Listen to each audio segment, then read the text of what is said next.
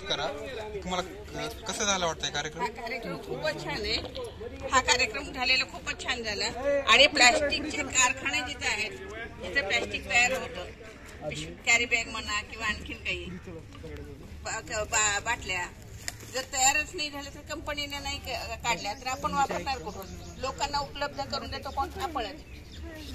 आपण कारखाने नाही चालू ठेवले, ते त्या कारखान्यावरच बंदी आणली तर कारखाने चालू बंद असल्यामुळे आपल्यापर्यंत पोहोचणार नाही. आपल्यापर्यंत पोहोचले नाही तर आपण रोडवर टाकणार नाही.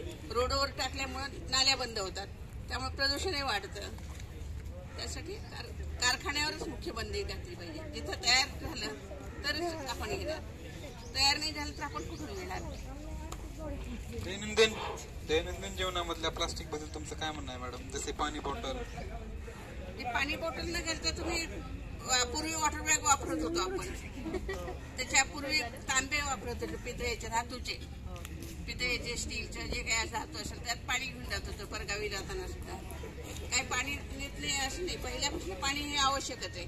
आजही पाण्याची गरज आहे माणसाला, पण गरज आहे. पण प्लास्टिक बॉटल मिळते आता बाजारात जाता जाता. काय तिथे गेले की 10 रुपये टाकले की पिशवी मिळाली, पिशवी तिथे गेले की बाटली 10 रुपये गेले की बाटली मिळाली. बाटली घेणे महत्वाची नाही, तुमचे 10 रुपये जाणे महत्वाचे नाही.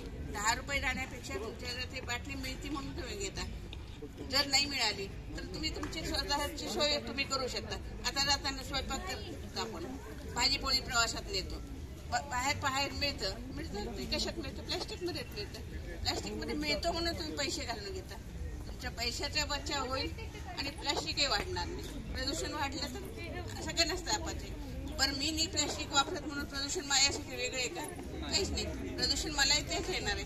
समजा तुम्ही 10 जणांनी प्लॅस्टिकच्या पिशव्या जाळल्या, ते प्रदूषण मला हवा तिथलीच घ्यायची.